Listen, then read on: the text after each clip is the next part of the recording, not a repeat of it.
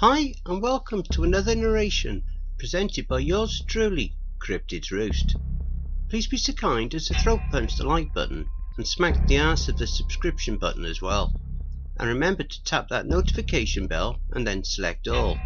That way you'll receive all notifications each time I upload a new video. Oh, and don't forget to share the video far and wide. This will help with the YouTube's algorithm and will help promote the channel more. If you're going to leave a dislike, please leave a comment as to why. That way I can review what you didn't like about the video and I can possibly make changes in future videos. Thank you. And if you enjoy listening to the following story, be sure to pop over to the author's Reddit profile and drop them a line, or even give them a glowing review. I'm sure they'd appreciate it. The link to their Reddit profile will be below in the description. So grab your coffee, sit back and enjoy the show. And don't forget, where fear is, happiness is not. I work in a restaurant for cannibals, but I am the only human employee. This fantastic series is written by Darkly Gathers, a wonderful author over on Reddit's nosleep subreddit. Can I take your order, sir?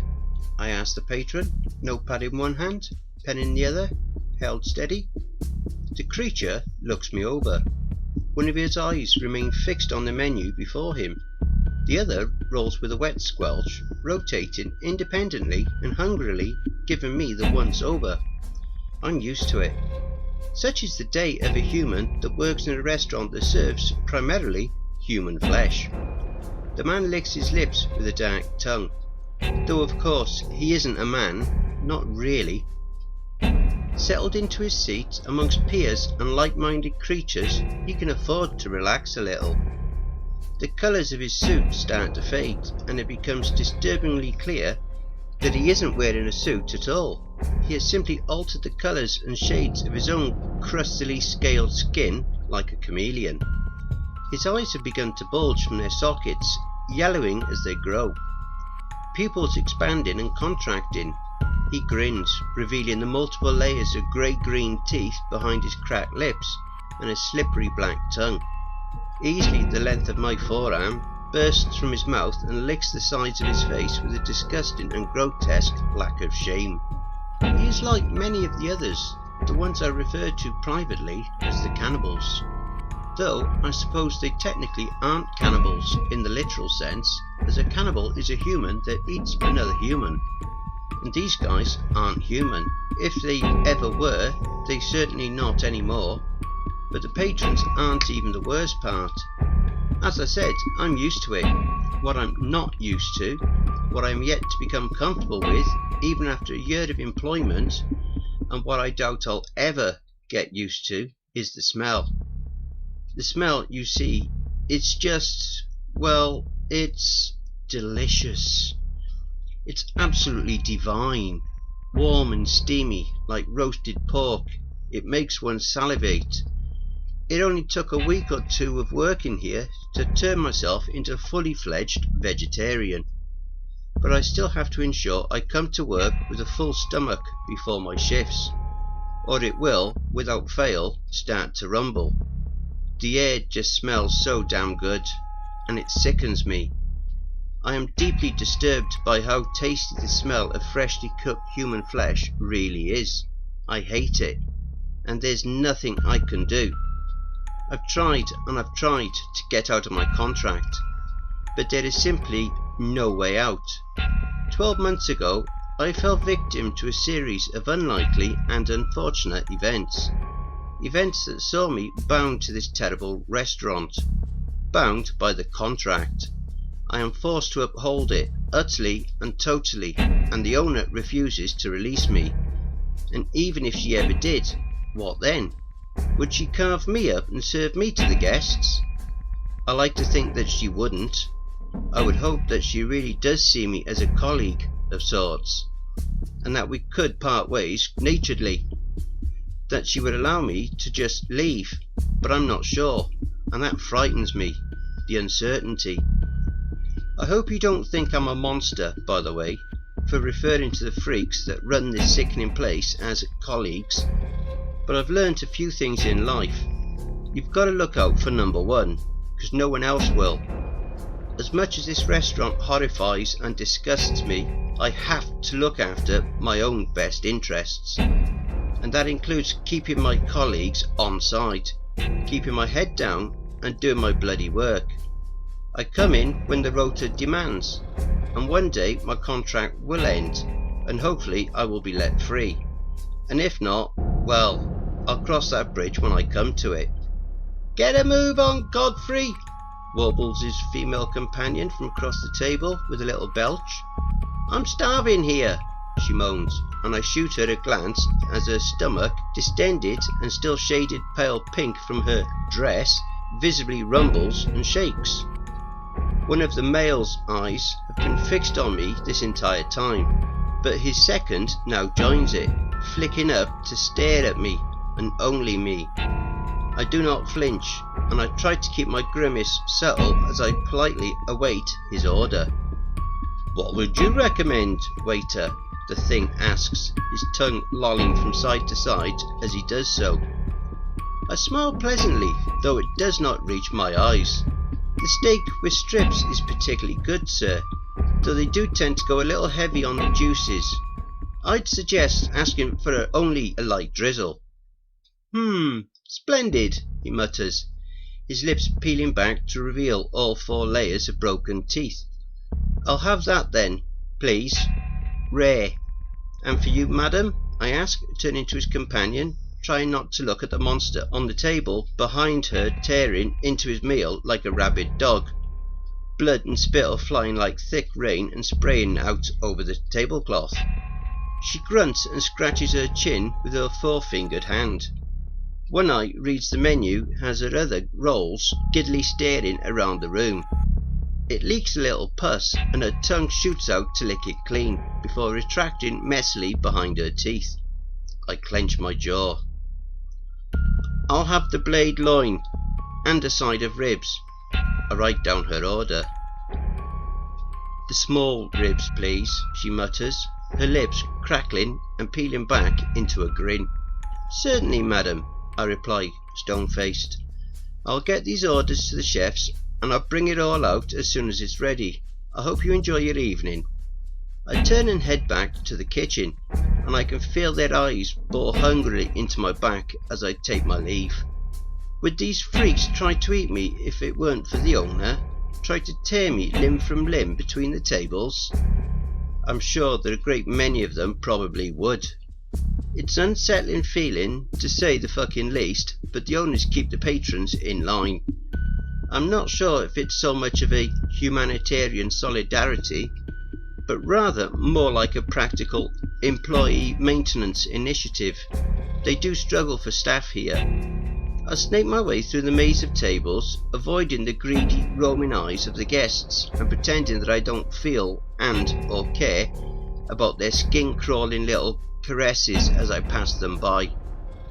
I don't know if they think they're being subtle or if they simply don't care, but it disgusts me. I can bring issues to the owner and she'll probably kick the offender out right there and then, provided they aren't too high profile.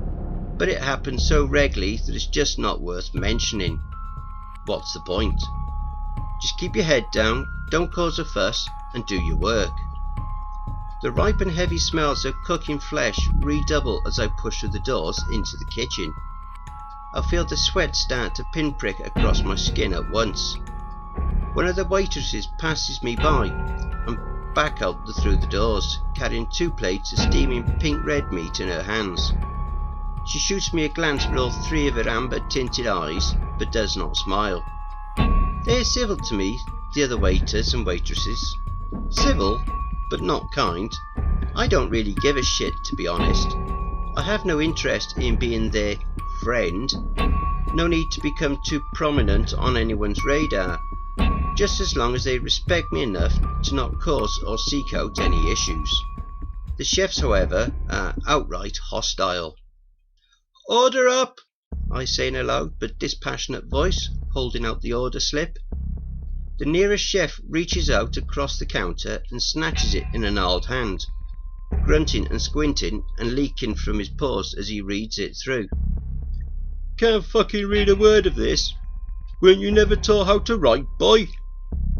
Blade loin, side of small ribs, and a steak with strips, rare, light drizzle. Light drizzle? The chef barks, looking up at me, pupils narrowing rapidly. He slams the severed bloody arm he's holding down onto the counter with a splat and leans across to look at me. I suppress a gag. You be making shit suggestions to the customers again, meatbag. The drizzle's the best fucking part. I'm just telling you what they ordered, Bert, I replied levelly, holding his gaze. And you know what? He's got good taste. There's always too much drizzle. Prick!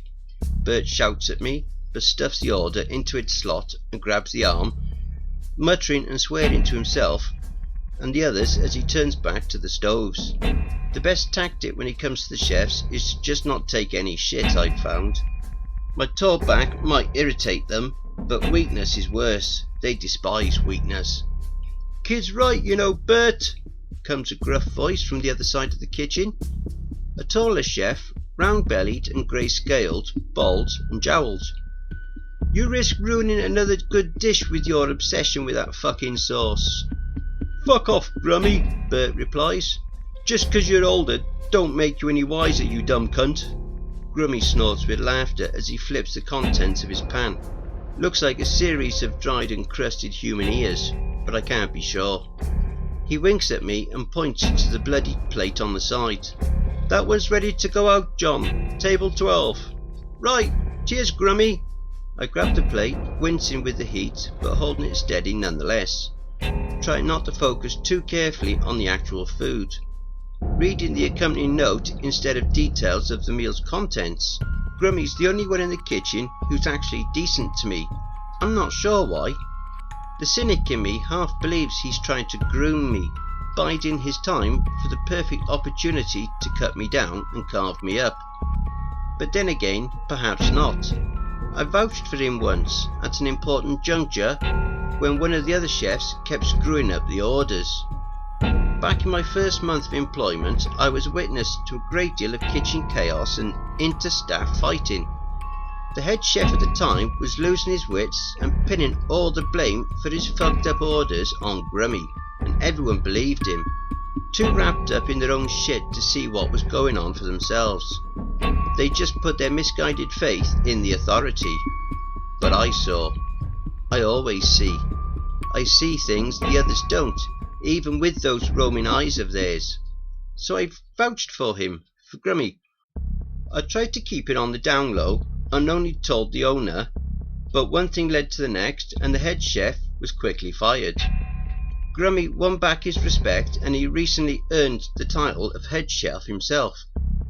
Information, regardless of his source, has a tendency to leak through the cracks and trickle down, and Grummy became much nicer to me after that.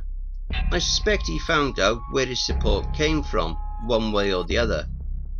I carried the order out to table 12. Waiter! Calls a woman from one of the tables to my left.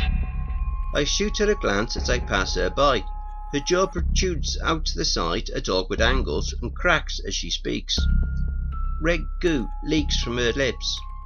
We need some extra sides over here. I'll be right with you, madam.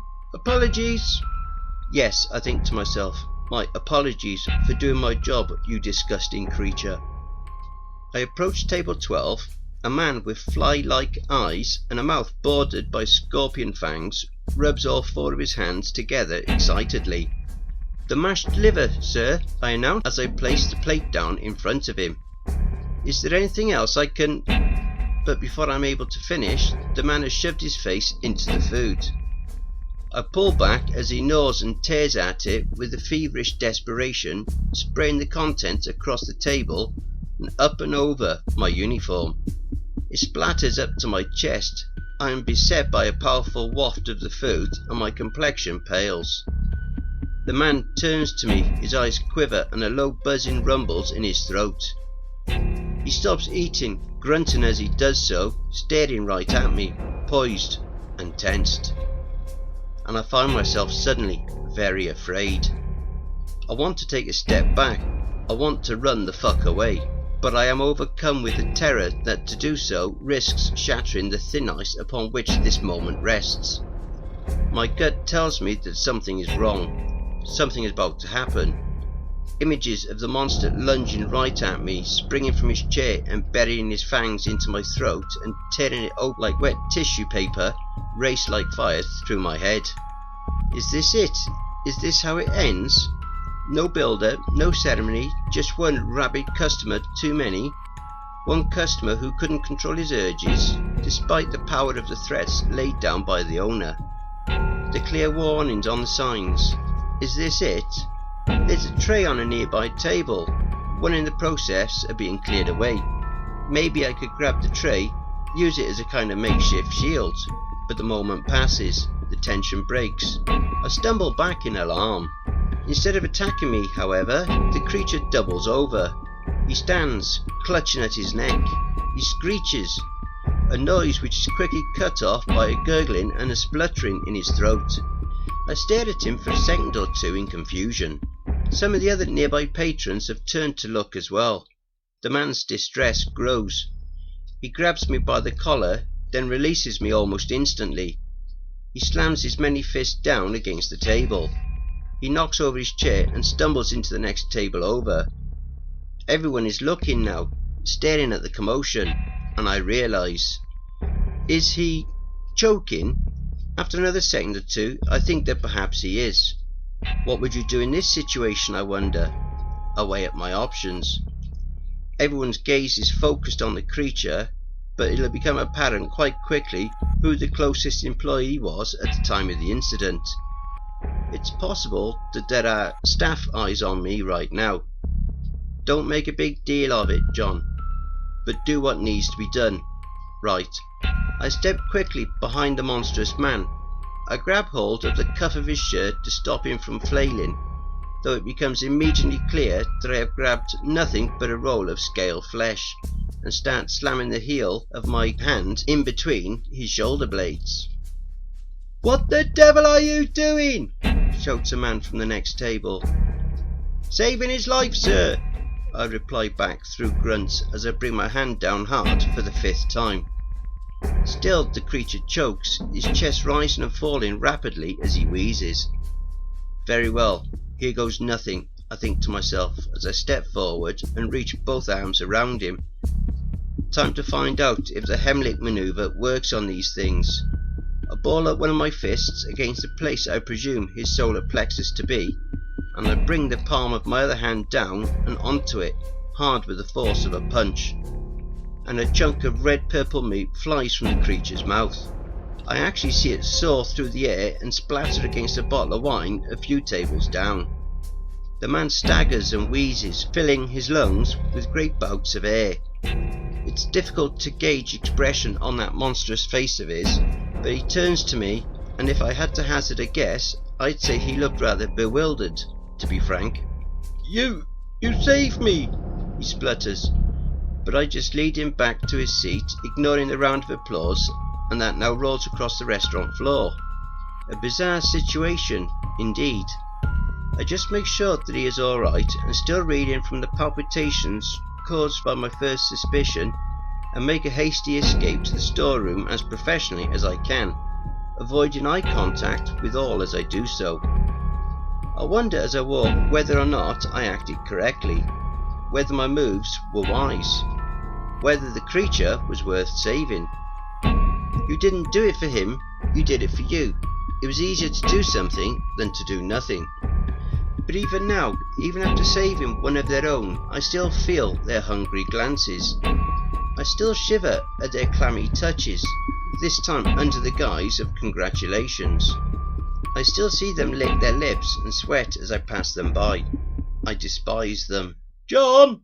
I've rounded the corner and left the main lobby of the restaurant. The storeroom sits at the end of the corridor, and at the opposite end is the room that Helia uses as her office. That's her name, the owner, Helia. I look up at the sound of her voice. "I saw what you did there, John. Don't think I didn't see." For some reason, the first emotion that passes through me is fear, but I try to force it down. Why should I be afraid? I didn't do anything wrong, did I? It's fascinating how even the mere tone of an authority figure can make you doubt yourself. Yes, I reply as coolly as possible, doing my best to maintain a neutral expression. Yes, she repeats, chuckling, her chin's wobbling as she does so. You saved our customer's life. You're a hero. I work in a restaurant that serves my fellow man up on a platter. I'm not a fucking hero. I'm a traitor. Thanks, I reply. Here, take these. Go fetch me another leg from the freezer, then get yourself home. My heart leaps. Could it be... She wouldn't, would she? Is she going to release me from my contract? Take the rest of the day off. You've earned it. We can manage here for tonight, she says. My pulse slows back down. The rest of the day. Right, of course. I nod. Thank you, Helia. And I reach out a hand to catch the keys as she tosses them to me. Then she turns and retreats back into her office. I look down at my hand. The keys. She's never trusted me with the keys before. Could this be some kind of test? These will allow me access to the freezers. I've never been down there. It's usually one of the chefs that go down, or on rare occasions one of the other waiters or waitresses. But never me, never the human. I never settled on a reason as to why, and to be honest, I never particularly cared. I was grateful for not having to travel down to the freezers, the place the meat is held and kept cool and fresh. Grateful for the privilege of keeping the rooms out of sight and out of mind. But now it seems I'm going to go down after all, and the meaning behind this request suddenly registers. Go fetch me another leg from the freezer. Another leg. My stomach turns at the thought. Seeing the food is one thing, the fleeting glimpses of the chef's preparation techniques is another, but to actually locate and carry the parts up to the kitchen myself? Does she see this as a reward? As an increase of responsibility? Or is it some kind of sick joke? I don't know how these things think. I really don't.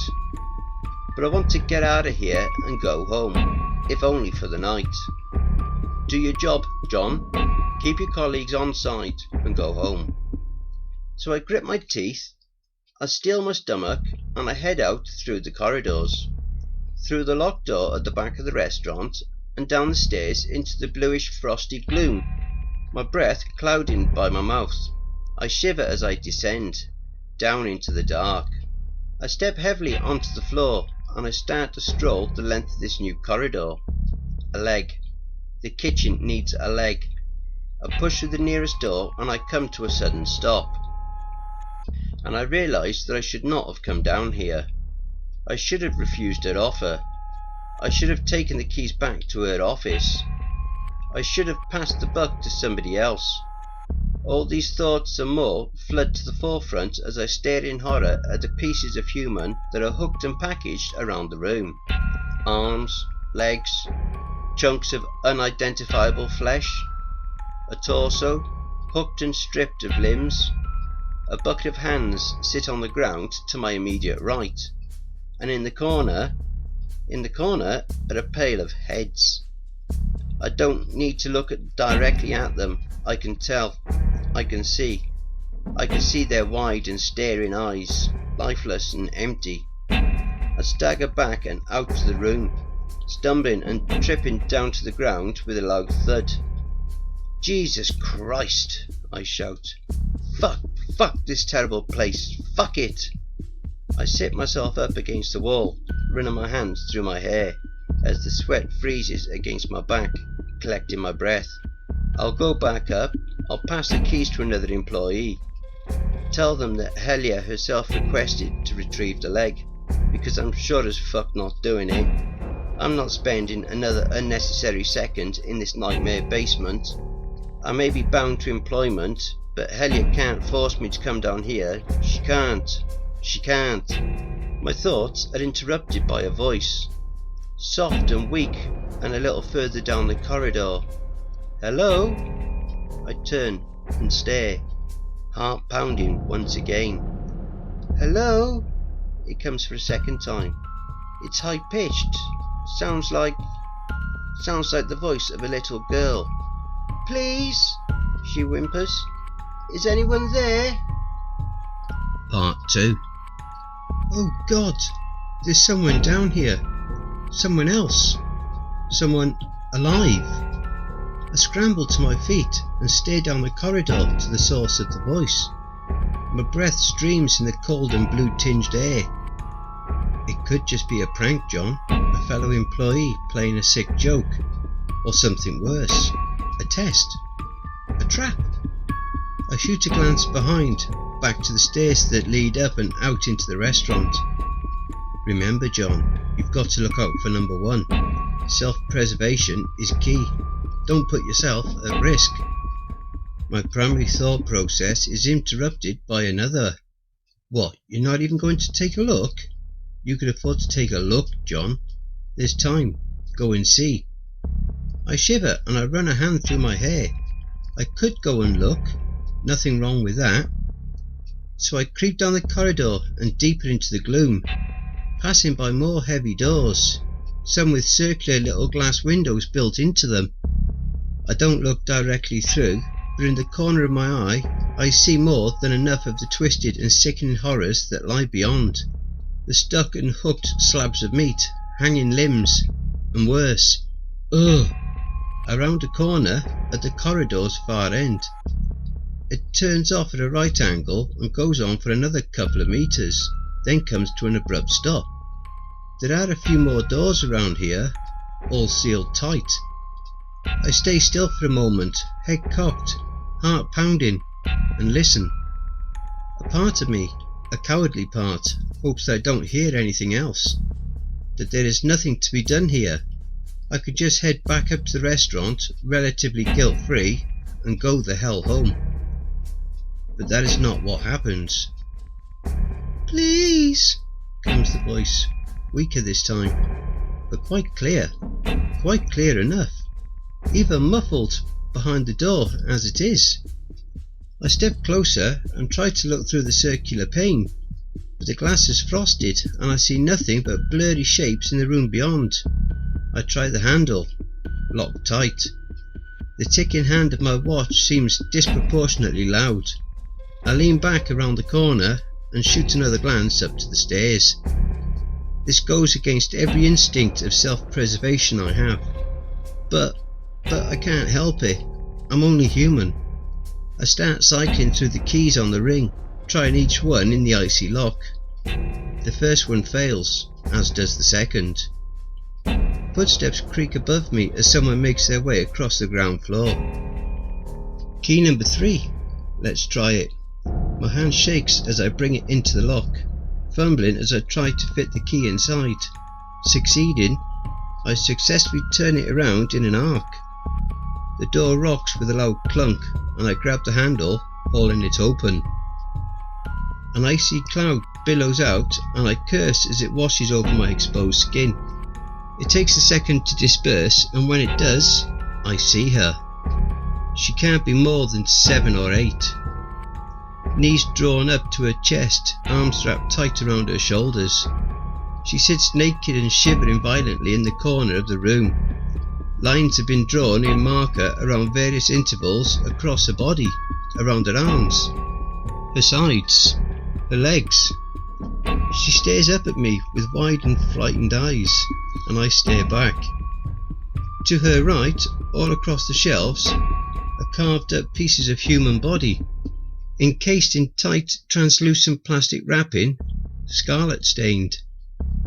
We remain fixed in place for a moment, her and I. "Get out, John," screams the voice in my head. "She's the only living thing down here. She's being saved for a special occasion, and they will notice if she is missing. Leave her here." I reached behind my back and untied the deep red canvas apron that forms the key piece of my uniform. I crouch down and wrap it around her. At this slightest gesture of concern, she breaks and rushes forward, clinging tight to my arm and shuddering, crying silent tears that stream down her face. "They'll replace her with you." How can you possibly think you can save her, John? My sense of rationality screams at me as I hurriedly lead her down the corridor and back towards the stairs. What can you possibly do?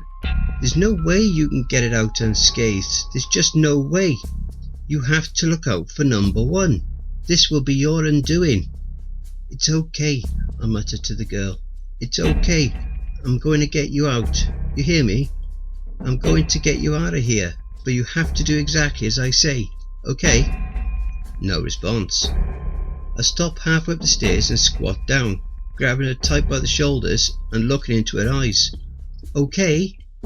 She nods quickly, tears still flowing in silent rivers. Right, okay, we can do this. We can do this. I take a deep breath as I grab hold of the freezer's door heavy handle, the one that will return us into the back of the restaurant. Locked. No. Oh no.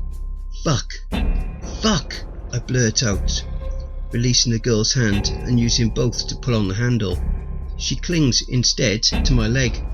No, no, no, no, no. So it was a trap then. It was a trap all along. This is it. This is the end. Unless it's just the cold, I think out loud. Is it frozen? I shoot the girl a glance. She does not reply. I grunt and grip tightly to the handle, veins bulging in my forearms as I pull down. And with a crack and a little burst of frost, the door swings open. Relief floods through me. It'll be short-lived, but for now, it's most welcome. I peer out and look both ways. Empty. I encourage the girl to follow, and she does so. I lock the freezer door tight behind us, and I think through my admittedly limited options as fast as I can. There are two ways out of this place. The fire exit at the back, and the main doors at the front. None of the windows will open wide enough to get it out. The fire exit might be alarmed, and to get to it you have to pass through the kitchen. I swallow. Main entrance it is. I look down at the girl. She looks back up at me as she fumbles with the straps of the apron, wrapping it tightly around herself. She's so small. Could I hide her in something? I rack my brains. There's boxes in the storeroom that are used for carting off trash. She'd probably fit in one of those. But they'll notice she's missing. They'll know it was you, John. Unless... Right, follow me. Come on, trust me. Everything's going to be okay. My voice shakes as I speak. I imagine she can hear the fear, but she follows nonetheless. We dart back through the corridors as the sounds and smells of the main restaurant grow stronger and closer. The final stretch of corridor is a short one, and once we enter into it, we will be caught in direct line of sight with many of the closest tables. I peer around the edge. To the left, at the far end, I see patrons held in the thralls of their meals, grunting and stuffing their faces with the kitchen's finest works, distending their jaws and growling, perhaps unconsciously, as they tear the chunks of steamy flesh right off of the bone.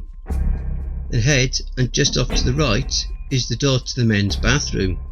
Stay here, I whisper to the girl. She looks like she's about to panic. I'll be right back. Just give me a few seconds, I promise. She anxiously releases her grip, and with one more glance I stroll as nonchalantly as I can across the corridor and push through the door to the bathroom. A quick look around confirms that it is empty, and I return at once to the girl. I take her hand. Stay on this side of me. Keep pace. Don't make a sound. Okay? She nods. I glance once again around the corner. No one has noticed. No one is coming. Spittle and saliva flies from the cracked and peeled lips of the closest patron, but she isn't looking this way. She's sitting at an angle. I steel myself. Here we go. 3, 2, 1. Now! We stride as one across the corridor. She has to walk a little quicker to keep up, and I hear her ragged breaths alongside me. To my ears they sound dangerously loud. I reach out for the bathroom door, eyes ahead, and I push through. I breathe. I take her to the cubicle furthest from the door and draw her inside. You need to stay here, okay? Hide up here on the toilet, just keep your feet up and stay totally silent. I will come back for you, I promise. I won't be long, just don't move, okay? She looks scared at the prospect of being left here alone. She shakes her head. I bring my face closer to hers. I hiss with greater desperation now. They are going to hurt you, you know this, don't you? Unless I can get you out, they are going to hurt you. A lot. Please, stay here, stay silent, and I will be back. I promise. The girl says nothing, but tentatively she releases her grip and huddles herself on top of the toilet. I'll be back. Lock the door, okay? Don't open it for anyone but me. And with that, I depart. I hurry back to the bathroom door, pausing to ensure that the girl does as I asked. I see her feet below the stall door. I hear the lock click and I see her feet disappear again. She'll be okay. I return into the restaurant, pulse racing. Alright John, next steps. You're committed now. Don't screw this up. I stride down the edge of the restaurant, trying to keep in the shadows, but still unavoidably catching the attention of the more shameless of the customers. I see them drag those disgusting grey-black tongues across their blood-stained mouths. I see their rolling eyes following my movements. I feel their vile and sticky caresses against my elbow as I push into one of the side rooms. The higher class diners tend to eat in here, less noisy. I see one of my fellow employees, the waitress from earlier. All three eyes are fixed on a customer as she takes his order. I bide my time, waiting, and when she's done I alter my course and intercept her before she can return to the kitchen. Garen! Hey! She looks up at me. I take her scaled wrist in my hand and I push the keys into them before she has a chance to question me or refuse. She grimaces, looks down to her hand. The other two remain fixed on me. I don't think we've ever made intentional physical contact before. Her skin around the arms is rough and if not quite scaled, still harder than it should be. Why are your hands so cold? She asks. Humans are warm-blooded, are they not? I pause. Just been outside. Smoke break. Since when do you smoke? Just started. It's stressful working here, for obvious reasons. Why are you giving me these, John? She asks. Helia wants you down in the freezer. Kitchen needs an arm. Why don't you go down? I shrug. I'm human, ain't I? I've never been down there before. I don't know where anything is. She rolls all three of her eyes. Fine. Take this to the kitchen for me then. She pauses. And where's your apron? I take the order slip from her free hand. My shift's over for the day. I'm on my way home. Thanks. I turn and stride away before she can ask me any more questions. I realise that my fist has been clenched against the side of my leg and stretch my fingers encouraging the blood flow. Back through the restaurant, the tension is palpable. I feel it like a tangible field, one that could shatter at any moment. Stay calm, John. Stay calm. I push past the doors and into the uncomfortable warmth of the kitchen. Order up, I say above the sizzle of the cookers and hold the slip across the counter.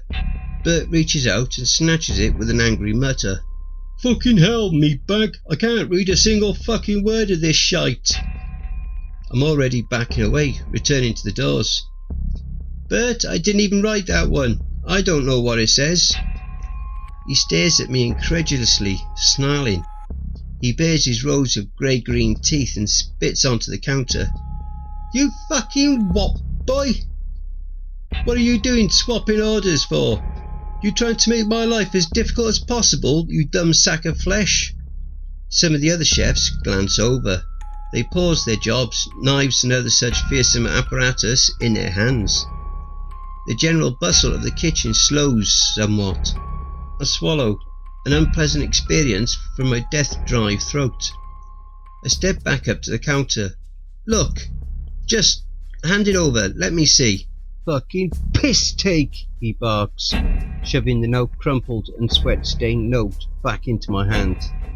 To the bastard's credit, it is actually rather difficult to read.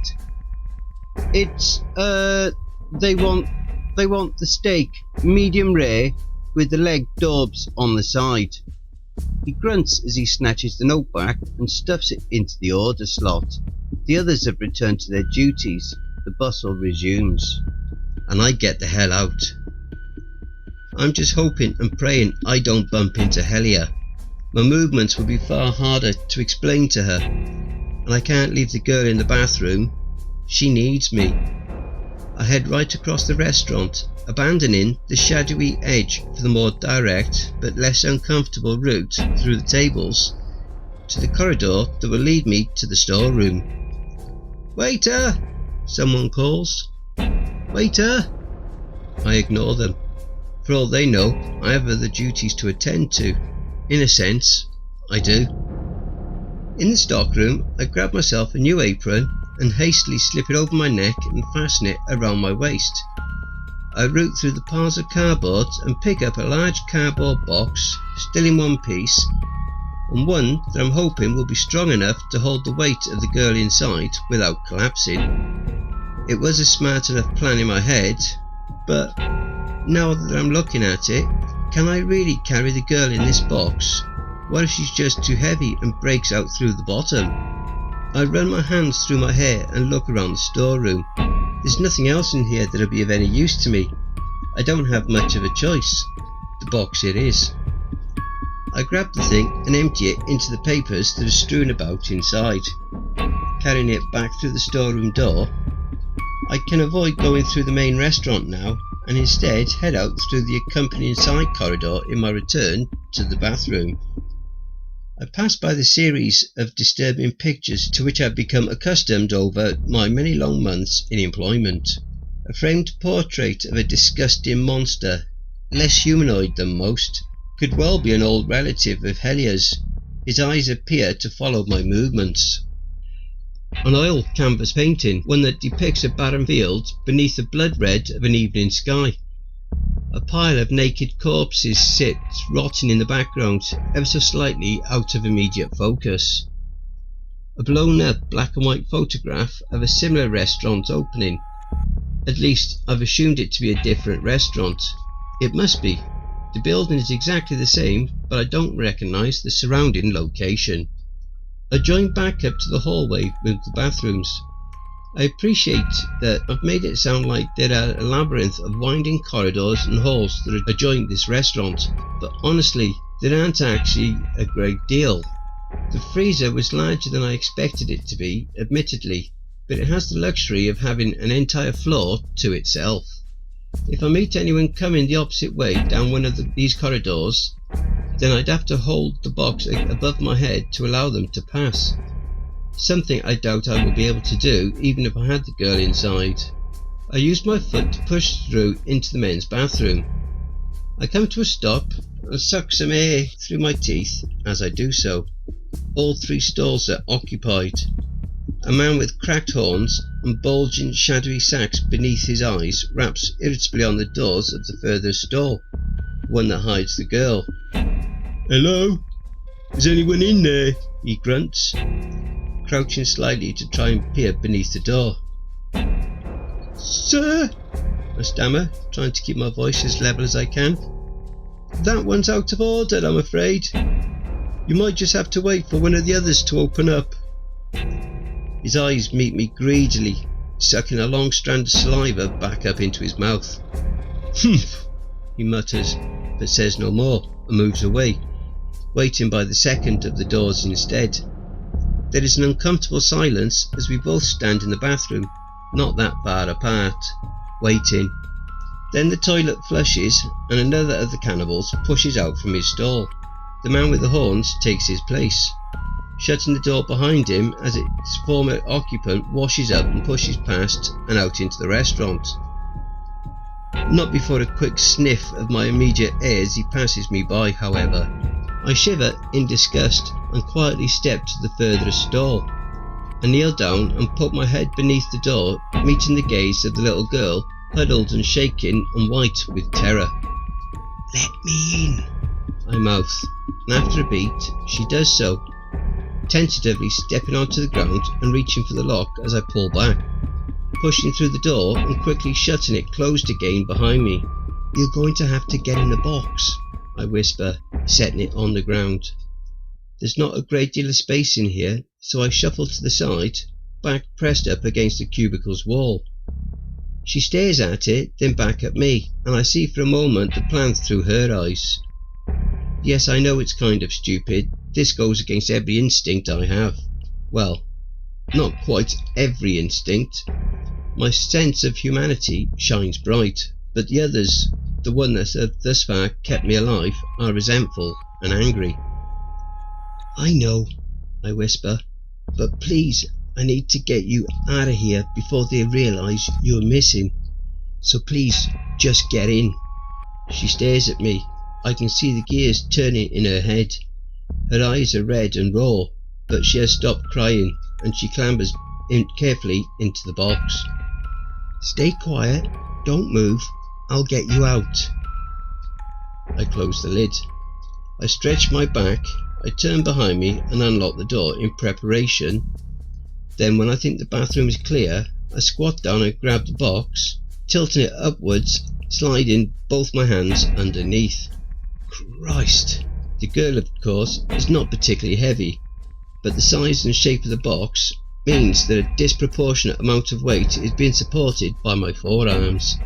I grunt with the strain as I rise to a stand, adjusting the position of my arms as best as I can.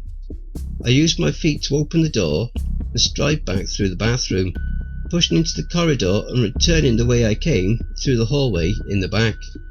A risk, to be sure, if I bump into anyone coming the opposite way, but safer than taking her through the actual main lobby of the restaurant.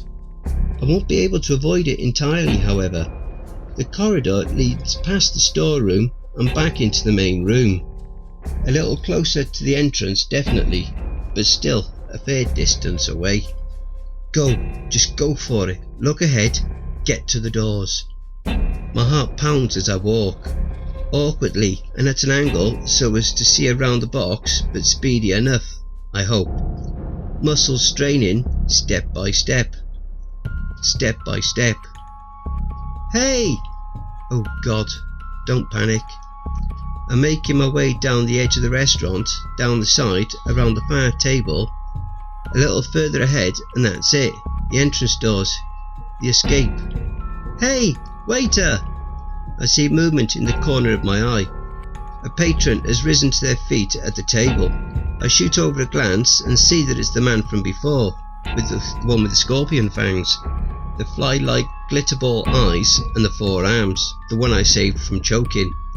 He waves at me, using one of his hands to wipe the gore from his mouth, flicking the residue down onto the tablecloth and over his empty plate.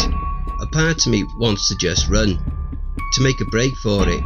It's not like anyone would stop me, but is the box sturdy enough, or would the girl fall through? And regardless, my behaviour would be noticed. Noticed and noted. I'm on thin ice as it is, but irregular behaviour plus missing girl equals guilty. And I don't know what would happen to me if I'm judged as such. Game over, I guess. "That's the guy that saved me. Get this man a raise," the patron calls, looking over his shoulder as he moves past his fellow customers and ambles towards me. I follow his gaze. He's looking right at Helia, stood with her arms folded at a nearby table. Fuck. I lower the box at once, dropping it to the floor a little rougher than I would have liked, but eager to get out of Helia's direct line of sight. It thuds to the ground between my legs and the closest table. One of the creatures sat at it peers over the side to look at the box with curiosity. Her nostrils flare. The scorpion man reaches me and wraps two of his arms around my shoulders. He laughs, a terrible guttural sound, with the smell of his meal hot on his breath. One of his feet kicks carelessly up against the box, but he pays it no mind. Another round of applause starts to roll around the restaurant floor as the patrons look my way once again. Helia is making her way over. My heart hammers in my chest. I glance feverishly down to the box. "Don't move. I will its occupant. Please, please don't draw any attention." "This is the waiter I was telling you about," the man chortles to Helia as she approaches our position. "He deserves a reward or something, is all I'm saying." "Yes," Helia replies, her chin's wobbling. "Quite right, sir, quite right. I was actually witness to the incident myself." She's just under 2 meters away now, making her way around the table towards us. "What are you still doing here, John?" she asks. "I thought you'd have made your way home by now." The applause dies down. The customers turn back to their tables. The thick, sticky stench of the atmosphere weighs heavily down upon us all. The conversation and the munching and grinding of meals continues across the restaurant floor. But she still approaches. I can't speak. I can't think. There is no moisture left in my mouth, and my tongue sticks to the roof. She comes to a stop by the box. The Scorpion Man has written something on a note and stuffed it into my front pocket with a heavy pat on the back. A contact number perhaps? A tip? Or his name? I have no idea. I don't really care. I don't listen as he shares some final words with Helia. I don't watch him as he departs. I stare instead at my boss, as she regards the box with curiosity. "What have you got here, John?" she asks as time slows right down. I fumble for words. I was just... trash. I'm just finishing up. Thought I'd take the trash with me on my way out." I swallow, and Helia bends down to open the box's lid. Part 3. The finale. I stare in horror as Helia pulls open the cardboard lid of the box to reveal nothing. One of the sides had become partially disconnected from the hole, and the strip of the deep red carpet is visible from the inside. My eyes dart to the tablecloth beside it. It reaches down almost to the floor, and it rustles. I step to the side at once, drawing Helia's gaze away. "This is just an empty box," she asks, looking up at me. Yeah, exactly. It's just taking up space in the storeroom, so I thought I'd get rid of it." "No, we can use this. Take it back. And then seriously, get yourself home, okay? You've earned it." I force a half smile. "Right. Do you have that limb I asked for, by the way? And the keys to the freezer?" "Oh, no. I bumped into Agaran on the way there, and she knows the layout better than me, where everything is and such. So she offered to go down instead. Thought she might as well. She said she'd take it straight to the kitchen." There is a tense pause. One of the patrons laughs at something on the opposite side of the restaurant. The sound is low and wet. Helia shrugs. "All right." She points at the box as she turns to take her leave, and I nod in response. And we're in the clear. For now. I allow myself a breath, then squat down to pick it up. "I'll be back for you," I mutter when my face is beside the tablecloth. "Stay here." And I dutifully carry the box back to the storeroom, already racking my brains for a new plan as I do so. My back is slick with sweat, and my shirt sticks uncomfortably to my shoulders. I try not to think about either of the table's occupants kicking suddenly out and striking the cowering girl that hides below. "What the hell has gotten into you, John? You'll be lucky if you ever make it out of here alive, let alone with the girl too. I could just leave. I could just walk out and hope that she has the wit to make her own escape. I could choose to forget all about her. I could, and yet I can't." I run my hands through my hair. The game is still in play. I need an excuse to stay. I take one of the empty trays from the nearest shelf and return it into the restaurant.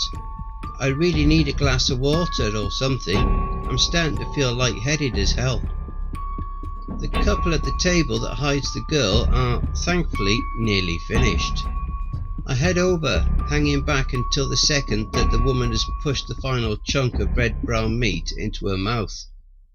Her tongue slithers out and licks her finger clean, along with her wrist and the lower half of her forearm. "Finished up?" I ask, hastily clearing away the items on the table before I can get a response. "Yes," warbles the man, rubbing his belly. The colours of his suit fade steadily in and out across his semi-scale skin. "Delightful feast," he hungrily drinks me in as he speaks. "Anything else I can get you?"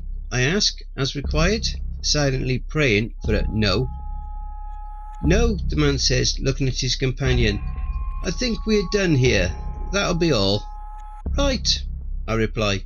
I realise I may have been a little hasty with my clean-up and slowed down significantly, pausing, waiting, hovering by the table to see if the disgusting creatures are going to get up and leave. But instead they decide to enter into a conversation. Table items and empty plates in hand, and hovering suspiciously as I am, I have no real choice but to return the items to the kitchen. I really don't know what I'm doing now. Maybe I could hide? Perhaps. Or I insist I want to stay. Help the girl escape when the restaurant is less busy. She's so close to the exit. For now though, if the cannibals currently sitting at her table would kindly fuck off, that would be a good start. I push through into the kitchen. I am hit by the wave of a sticky warmth. A large chunk of unidentifiable meat rotates slowly over the grill, sizzling and dripping heavy globules of grease as it turns. And there stands Agaran, the waitress, holding a plastic shrink-wrapped arm, arguing with Bert, the chef. "What the fuck is this? We need a leg, not a bloody arm, you dumb cunt," he bellows over the counter and into her face. Oh fuck. That's right, the kitchen needed a leg. What did I ask Agaran to retrieve from the freezer? Did you ask her to get a leg or an arm, John? Fuck. I definitely asked her to get an arm. There's a joke in there somewhere. My mind races. "You idiot, John, you've fucked up this whole operation right up, haven't you? What are you going to do now?" I stand there in the doorway like a moron, tray in hand. The two engaged in the argument have not yet noticed my presence. "Look," said the waitress, her three eyes narrowed in defiance. "I'm just following orders, okay? John said..." "John! Fucking John! Since when did you take orders from that fucking meatbag? You know, there's really no need for you to swear so much, Bert. You're not impressing anyone." "Fuck's sake!" he roars. "If you want something doing..." The veins in the chef's arms bulge as he grinds his teeth, tearing off his apron and striding round the counter, snatching the keys and the plastic-wrapped severed arm from Agaran's hands as he does so. I step quickly to the side and avoid his gaze as he shoves past me, muttering angrily under his breath. I put the tray on the side, ready to be salted and cleaned, and Agaran makes eye contact with me. She throws out her arms in exasperation. "What the hell, John?" she says. She looks pretty pissed off, to be fair. I wince and mouth a sorry to her. She shakes her head, but to my great relief, says nothing further. "Don't mind Bert," says Grummy, putting a heavy hand on the waitress's shoulder. "Actually, Grummy, there was one other thing. Down in the freezer." She glances around, then pauses as if unsure as to whether it's wise to share her information. But she beckons him closer. She mutters something into his ear, and that all too familiar fear makes a swift and unwelcome return to my gut. Oh God. Did she see? Did she notice the missing girl? Already? Did you remember to relock the room you found her in, John? I'm not so sure if I did. Grummy's eyes meet mine, and I feel the colour drain from my face. It's almost like I can see the cogs and gears turning in his head. There's a long and strained pause. The sounds of clattering pots and pans reverberate through the pillars of steam all around. The chef straightens. "John!" he calls from across the kitchen. Another pause. "Yes, Grummy?" I reply. He nods to a dish at the end of the counter. "Hellier may have dismissed you, but this is my kitchen. Take this order out and then you're done for the evening. Table 20. Blood rushes in my ears as I step closer, heart hammering, avoiding his gaze as I take the plate in hand along with the order slip. "Table 20? But Grummy, this says Table 20, John." Grummy growls, and I nod, carrying it out and into the restaurant without another word. Table 20 it is. I've never been good under pressure, as you've probably noticed. This isn't the way I do things. I do what I'm told as neutrally and as dispassionately, but not disrespectfully, as possible. Staying boring, keeping under the radar. It's worked fantastically well so far. And today I might have screwed all that up. Save the girl. You have to save the girl. You told her to stay put under the table, and she trusts you. You can't abandon her, you won't. You have to save the girl. I try not to think about what my shift is going to be like tomorrow. If I even make it tomorrow, that is. I can't bear it. What's the best case scenario for you here, John? The girl escapes, you get home safely, and what? No one notices she's even missing? It's never mentioned? I snake my way through the restaurant to table 20. It doesn't take long. It's right at the back of the room, by the same wall that holds the kitchen doors. I do my best to hold off the wave of impending panic. Of course they'll notice she's missing. They'll absolutely notice. It's not like they already have noticed. But no one knows you were down there. O'Garen will get the blame. She's the one that went down. Grummy suspects though, doesn't he, John? You saw it in his eyes. He's got his suspicions already. Are suspicions enough? Is that all it'll take? Would Grummy sell you out? He's your mate, sort of. Barely. He's a monster. You saved his job, his reputation. You're a human. He cooks your kind and serves them up on a plate every single day. I feel sick. Coming to a stop at table 20, I lower the plates down in front of the patrons. Hell, about time. You expect faster service in a place like this? The closest grumbles, saliva dripping from the corners of her mouth and onto her chest. Her companion snorts and edges forward in her seat. One bulging eye fixes on me, the other swings wildly around and down to the meal before her. 2 portions of cut shoulder, 1 with hot trimmings. I hope you enjoy. I stand up straight and turn to leave, but the creature to my immediate left grabs hold of my arm. Not just a caress or a subtle grope, but a grab. I freeze and stare at her, immediately tensed. Waiter boy, this is not what we ordered. I hear a series of little squelches as all their eyes turn from their meals and fix themselves onto me. The jaw quivers. The other patron snarls with frustration. As I'm sure you know, we get paid a great deal to guarantee our place here tonight, and I have so far been less than impressed with the quality of service. Of course, madam, my apologies. If you could just let go of my arm. She digs her fingers in tighter. I would like to speak to the owner, please. Elia. Madam, I'm afraid that's just not possible. It's rather busy tonight. But I can go and speak with the kitchen to find out what's happened.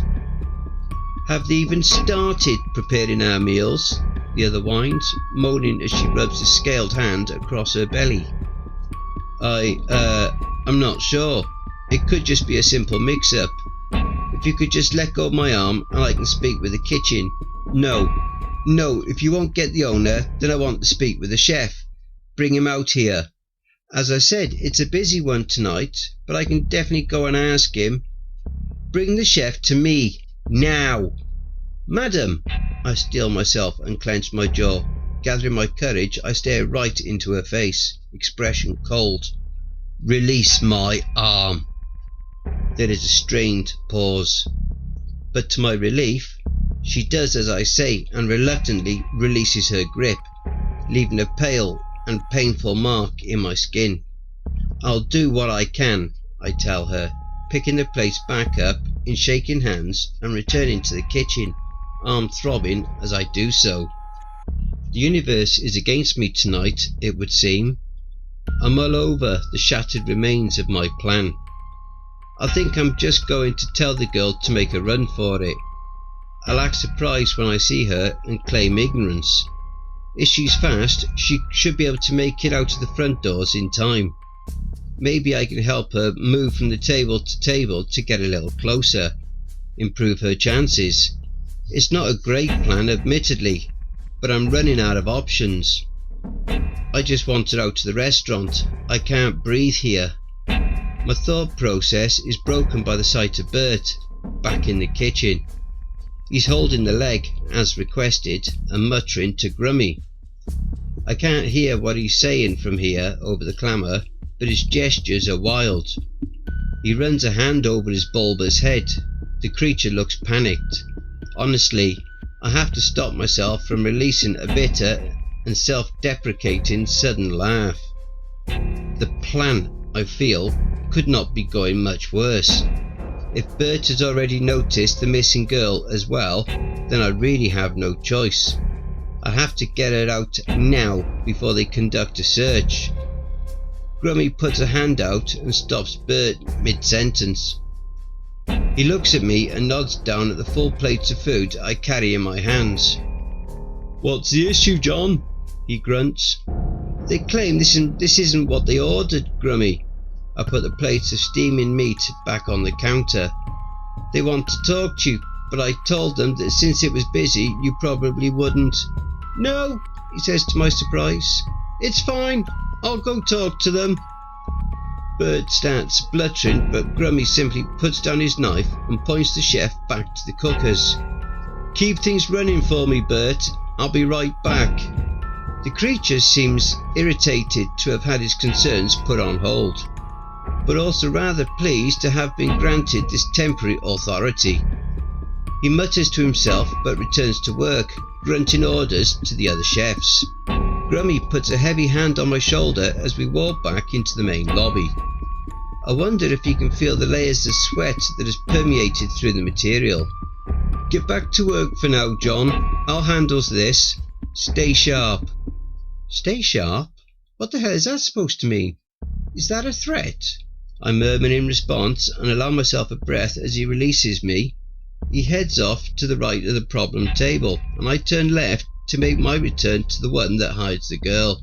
The occupying patrons are standing up, thank God, pushing their chairs underneath and heading for the door. "Thank you," the female says, and the male nods at me. They loop their arms as they walk the length of the carpet to the entrance, and their eyes squelch as they retract into their heads. I watch as their skin hardens and shifts through a wheel of colours, their camouflage clothes returning, rolls of flesh shivering and creasing to give the impression of folds in the fabric. The female pulls on a pair of gloves and her gnarled four-finger hands are hidden from view. They push on out through the doors and then the doors beyond and into the evening cold. A little gust of cool wind is blown into the restaurant as they do so.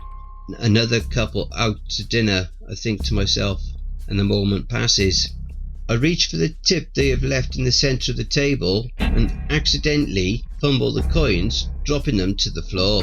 I quickly and surreptitiously glance around, then crouch to the ground to pick them back up, muttering through the tablecloth as I do so.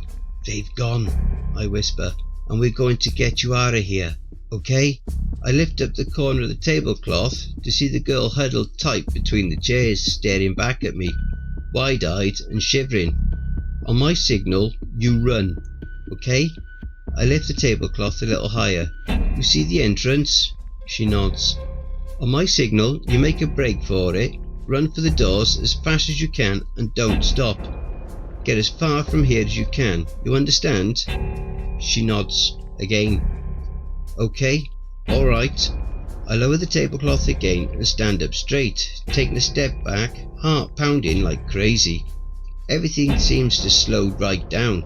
I take in the general murmur and chuckling of the cannibals all around, the deep red decor of the restaurant walls and floor, the chomping of jaws and splattering of meat across the tablecloths.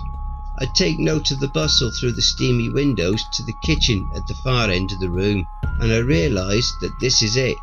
One way or the other, I have acted against my programming, and am now, for better or for worse, going to have to deal with the consequences. Here we go. I glance down as the tablecloth stirs. The edge lifts up ever so slightly and I see the girl peer out from below, watching me, waiting for the signal. My heart hammers. I clench my fists, and a voice bellows my name from across the restaurant floor. "John!" comes the roar. I turn to stare at its source, as indeed does everyone else.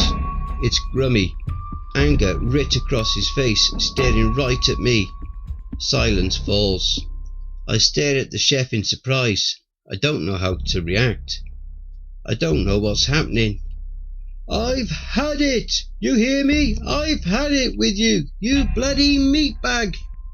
Movement in the corner of my eye draws my attention. Helia strides from one of the adjoining corridors and out into the restaurant. "Grummy," she says, astounded. "What's going on?" Grummy raises an accusatory finger at me from across the restaurant.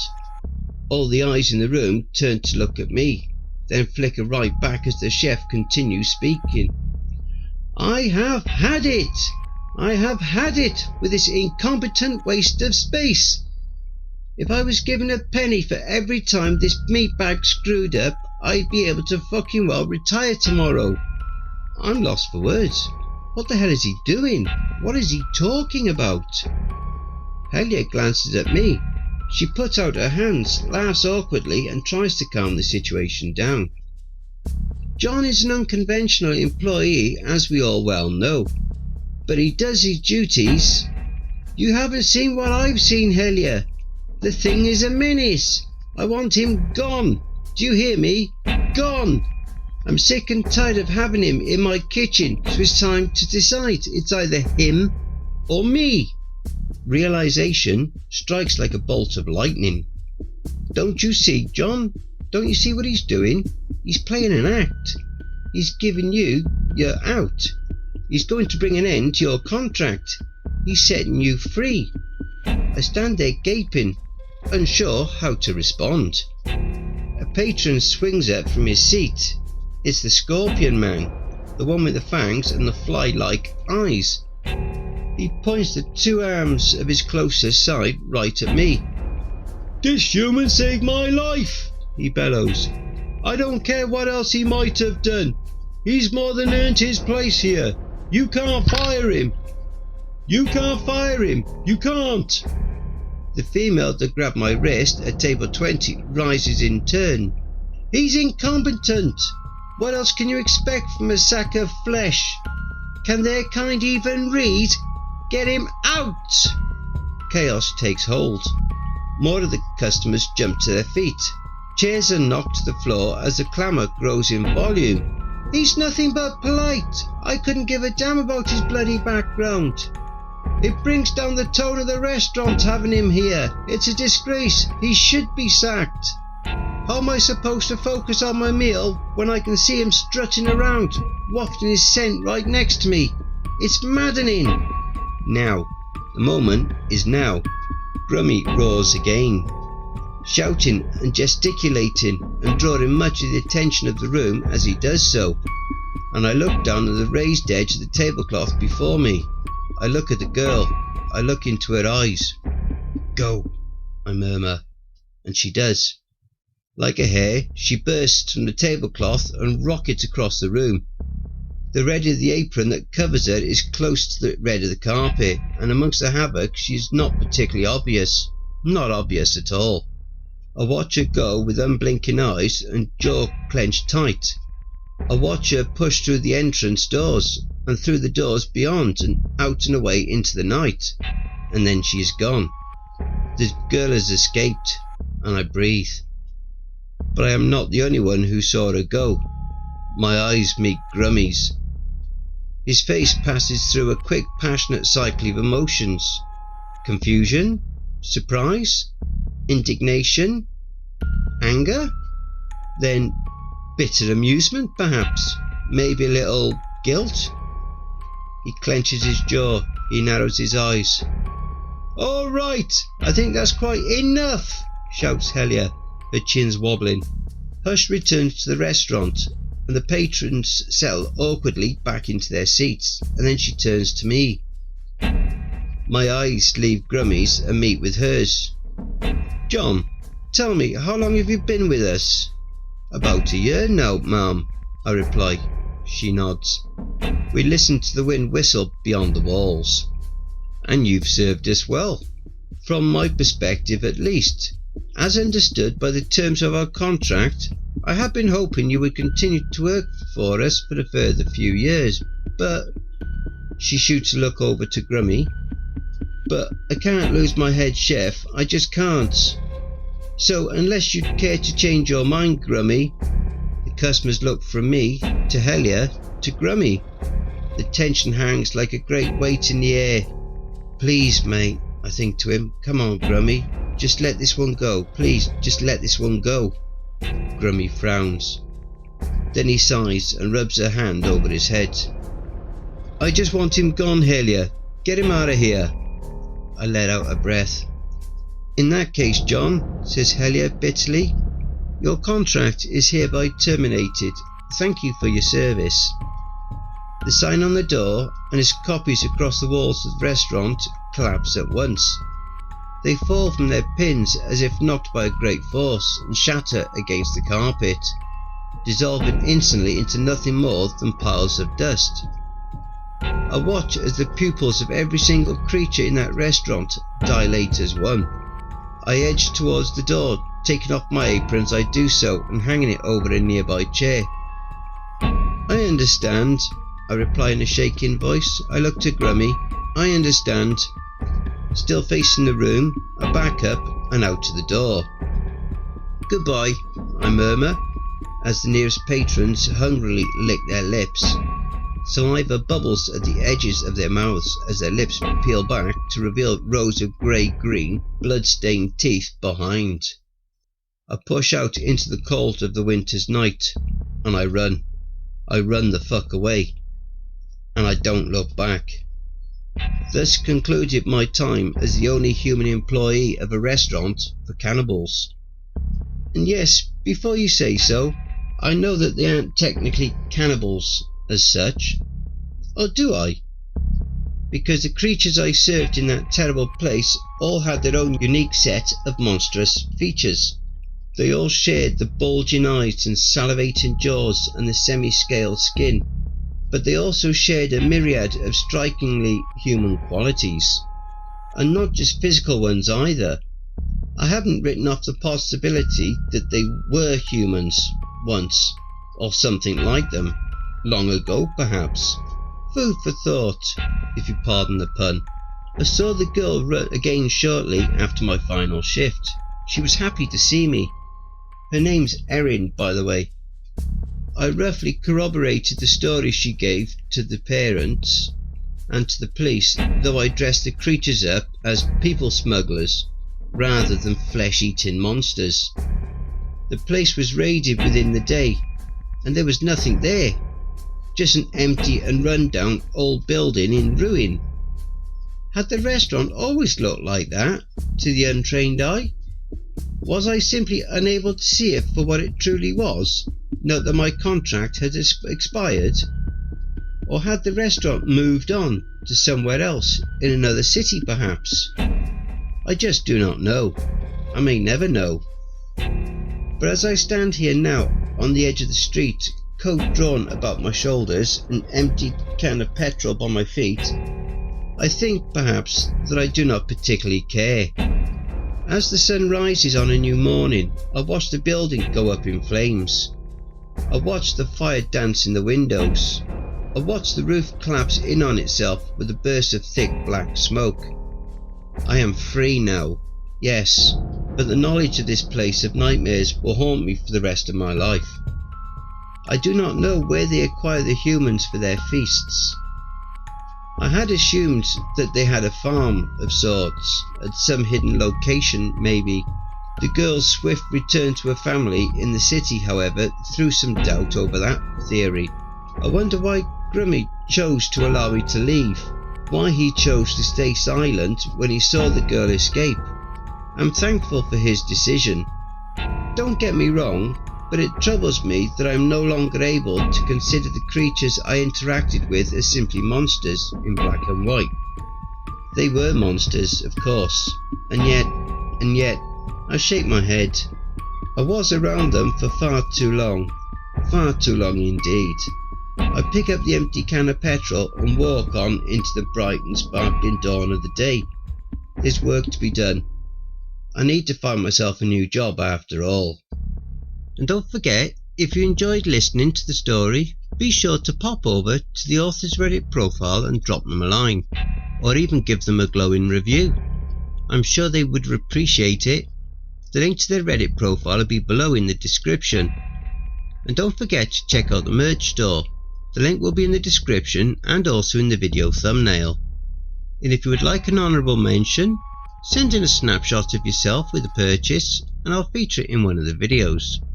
And if you've written a creepypasta story you would like me to narrate, have you had any real life cryptid sightings, paranormal or supernatural encounters?